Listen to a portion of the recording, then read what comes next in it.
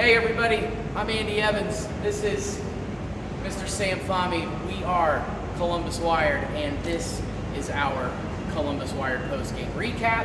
And we are here today, Sam, not doing one that I think we neither expected nor at this point want to do. Did we though? Did we expect? Let's put it this way. We are here after an absolute trouncing that the number 3 undefeated 11-0, now 12-0, still undefeated Michigan Wolverines just handed the formerly undefeated and formerly number 2 ranked and formerly 11-0, now 11-1 Ohio State Buckeyes by a final score of 45-23. Sam, that is a 22-point loss. It is the worst loss that Ohio State has had against Michigan since 1993 when they were shut out in Ann Arbor 28-0, and it is the worst loss at home to Michigan since they lost 58-6, which they didn't lose that bad today, but 58-6 was the largest margin of victory Michigan ever had over Ohio State in almost 80 years. 1946 was the last time they had a victory more than what they just had today. So, thoughts? Yes. Did we think we would be doing it or expecting to do a recap after a loss today? Personally, I wouldn't have been shocked had Michigan won. Am I shocked though that they won like they did? And we're going to go into some stats here in a second, but seriously, are you not kind of surprised that they came in here and really just, it was a second half trouncing over the Buckeyes? So, two things. I will say that a big part of why the scoreline got lopsided is because of some late quote-unquote garbage time scoring. But let's be real. The garbage time scoring happened because Ohio State shot itself in the foot repeatedly, not just with a tiny gun, not just with a 9mm. They used a shotgun and really kind of got into the toes and kind of blew them out. So we're not looking at, this game was pretty close for the most part until early in the fourth quarter. Really early fourth quarter. Yeah, it was still we're still close. within hand, Yeah. and they could have, at one point it was 31-23. It was an 8-point game. Right. But CJ Stroud came down really up tempo, came down, hitting his passes, hitting his receivers, and then he threw an interception. Well, Yep. he didn't throw. He flicked an interception. If we're going to be totally honest. Yeah, he's about to get sacked, and he just kind of, here you go. Yep. I think he was trying to throw to Xavier Johnson. I believe it was also on fourth down. And it was like 4th and 1, and he just kind of threw it up for grabs. It was tipped, bounced around. Michigan guy hauls it in. In fact, your stats, CJ, he can kiss his Heisman hopes goodbye. Yeah, he would have had to win this game. Even if his stats weren't great, he would still have to have won this game and gone in order to virtually flawless. Yeah, and now he might not even get invited, unfortunately. This is going to get interesting. Yeah, and I to be fair, I'm like, this is disappointing for him. I'm disappointed for him because he's had a pretty decent year. Not the day to kind of not play your best. We're talking about even coming into today, Stroud was still the nation's most efficient passer. 35 touchdowns, only 4 interceptions. His completion percentage was a little low. It was around like 66-67%, but he came in needing 9 yards for 3,000. Once again, 35 touchdowns against 4 interceptions. Now, folks, tell us what you think. Sam, you as well. I don't know if you actually know his final stats for the game, but this is what CJ Stroud did today. All right. I know he had 2 touchdowns. He did have 2 touchdowns, and then I think at the end of the half it was like 197 yards. Right around there, or somewhere in that ballpark. Something, in that so ballpark. He might have gotten just under 300 just because of that last drive. You mean passing yards for the passing game? Yards, yes. 31 out of 48. So he was 65% on the day, 2 touchdowns. He ended up throwing a second pick, basically near the end of the game. Yeah, it was a garbage pick, but still a pick. It's a pick. It's on the stat sheet. 349 yards. That's a lot of yards. That is a lot of yards. That's more than his average, because I think his average yards is 280. I was going to say 280 something, I believe. Yeah. His average on the season. So that's a lot of yards. So, I mean, he was 65%, pretty much on par with what he was throwing all season long. Of course, there's that silly outlier at Northwestern that really brought his completion percentage down. But nonetheless, 280-yard average, like you said, 35 touchdowns, only 4 interceptions. I mean, he throws for 349, 65%, 2 touchdowns, but those 2 interceptions. Now, is this the offense's fault? Is it the defense's fault? Where do you kind of put this? I mean, or is it really everybody's fault? I saw it kind of being on both sides of the ball. I would say it's about 60-40 offense to defense. Okay. I think the defense held up pretty well in large chunks of the game, but also they gave up large chunk plays, whether it's the 75-yard run in the fourth quarter, and there was another long run. The secondary got torched multiple times, and that obviously does not help their case. But it's a little bit of both. The offense was incapable. The offense accumulated bunches upon bunches. Yeah. I mean, it was first and 35 in the third quarter. Because they accumulated a personal foul penalty and a holding. Yeah. So, and those were cumulative. I don't think I've seen that before. Yeah. Because they were holding when the play was going on. Right. And then after the play ended, I believe it was G. Scott committed a personal foul. Unsportsmanlike conduct. You can't, after you've played a pretty decent first half, you cannot come into the second half and basically just decide that, you're going to win this game and you're just going to do whatever you want. So there are some discipline issues there too. Absolutely. Penalties, discipline issues. I mean, they had at least 2 unsportsmanlike penalties today. They had at least 2. So penalties were a huge problem. 6 plays of 30 yards or more today for Michigan, including touchdowns of 69, 75, 75, and 85. Donovan Edwards, Blake Corum's backup, which Corum came in, had 2 runs in the very beginning of the game, and then he was out. It was apparent that he was not able to play. Donovan Edwards came in his place and played magnificently. 22 carries, 216 yards, 2 touchdowns, of 75 and 85 yards. Let's be clear. One of those touchdowns was immediately after Ohio State scored. Right. He answered right back. back. Let's be clear. A lot of those yards, again, came in the second half because the defense really did play well in that first half. They had some good stops in the second half too. But late in that second half, you got a lot of those large chunk plays, like that 75-yard touchdown. That 75-yard touchdown was legit. It was absolutely legit. He did break a couple of tackles. He didn't go through. Yeah. But here's what you have to look at. Ohio State came in looking like they were prepared to stop the run. And in the first half, that is what they did. Absolutely. They absolutely did that. So the game plan that everybody has talked about is that you want to force the quarterback to make the plays for Michigan. And guess what? He did. And I think that's where it came back to bite them. Because he only sacked him once. Yep, one 10-yard sack. They hurried him, I believe, 2 or 3 couple of times. So the game plan almost worked.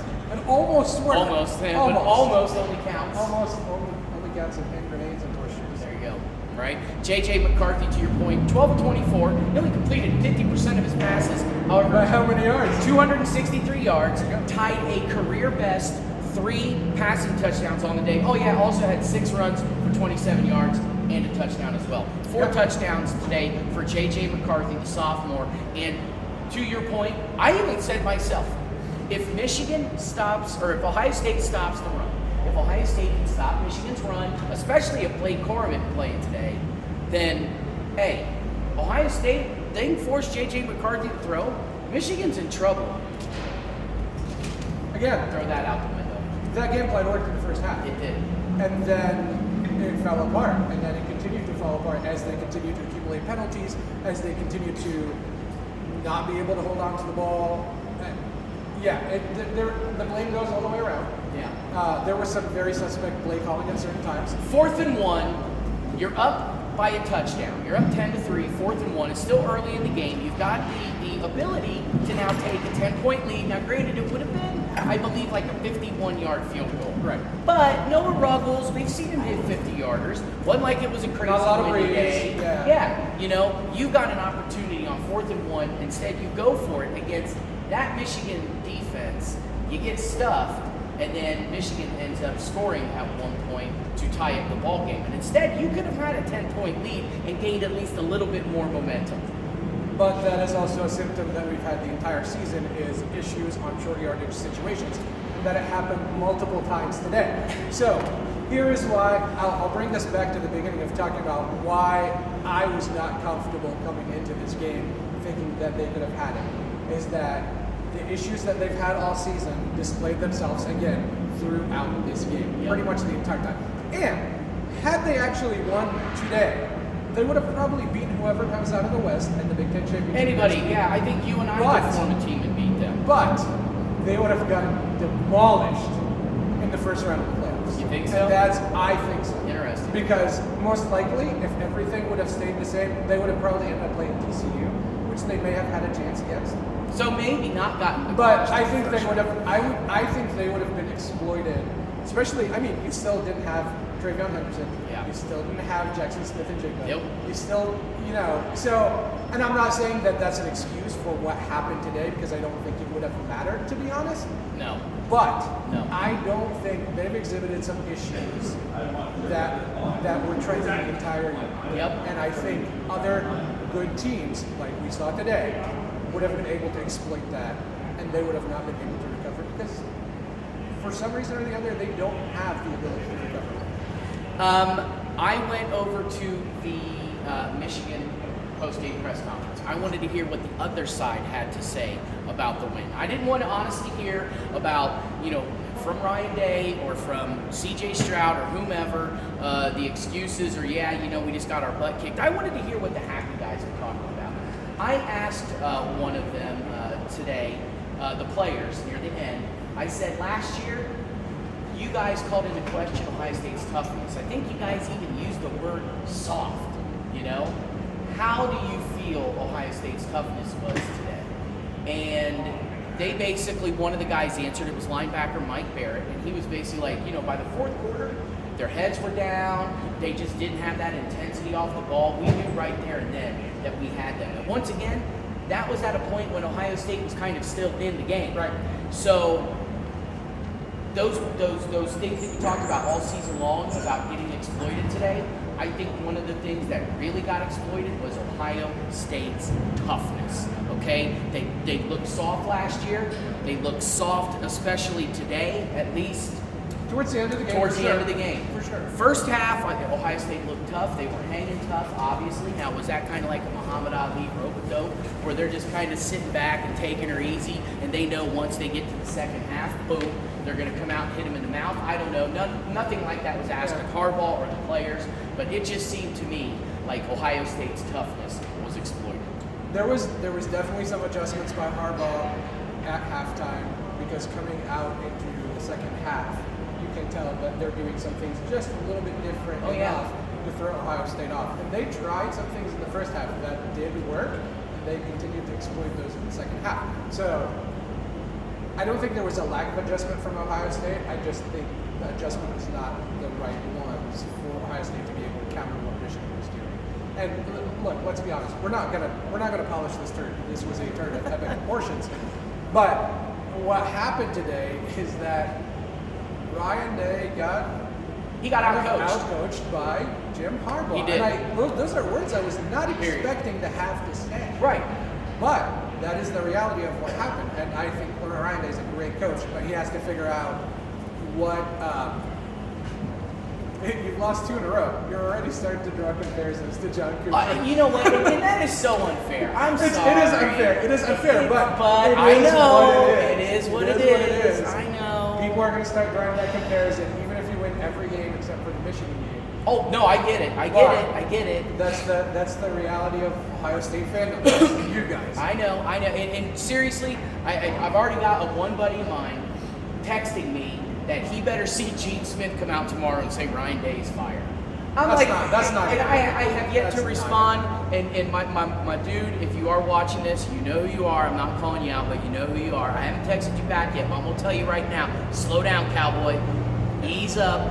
This is what the rivalry is all about, Right. Sam. I mean, I'm sorry, you cannot continue to beat the same team year after year after year and consider it a rivalry. Folks, this is what makes Ohio State, Michigan great. It sucks, Buckeye Nation. I get it, okay? We both get it. You know, not only are we journalists and we do remain down the middle and impartial, but we do have our allegiances. I'm a Buckeye fan. I know you. You know, literally went here. I graduated from Ohio State. I got family. You know, I grew up a Buckeye fan, so on and so forth. So this one stings today. But you want to know what else? This is just what it's all about. Yes. And seeing Michigan come down here and beat Ohio State the first time in 22 years since 2000. And yes, by the way, I was at that game in 2000. That one sucked. I was in college. I was sitting over. I think I was in. I don't know. I can't remember. I was over in Hayden somewhere. But that one stung, and this one stings too. But you want to know what? If and when, let's hope, they win next year, then that just makes it much more, much sweeter. It makes it sweeter. What we've received today is a taste of what Ohio State been have giving given them. Michigan home fans. I mean, we were there in 2015. Yep. And to see the misery of a beatdown on the home crowd is absolutely grandiose. And what's happening now is Ohio State fans are kind of getting a taste of that after not having that for 22 years. Exactly. So, I mean, it's going to happen in a rivalry, folks. It is what it is, you know. The sun will come out tomorrow. That's Just remember right. that. Everything will be okay. Oh gosh, Andy's gonna say. Oh gosh, this went off the rails really fast. Yeah, I think on that note we're probably done. We're probably done. But you want to know what? One final note. This has been a blast of a season. Absolutely. Yes, it is absolutely not the way that we wanted it to end, but you know, being able to hang out with you, my compadre, and see the great work that you've put up and just come to these games and all that kind of stuff. I mean, oh yeah, be sure to look at our game gallery. We got great pictures. Yes. The game itself sucked, obviously, but the pictures are still good. And check out the Michigan hat if you really want to watch Jim Harbaugh and some of the Michigan players boast about their big win today over Ohio State. Be sure to check out those videos here on our YouTube channel.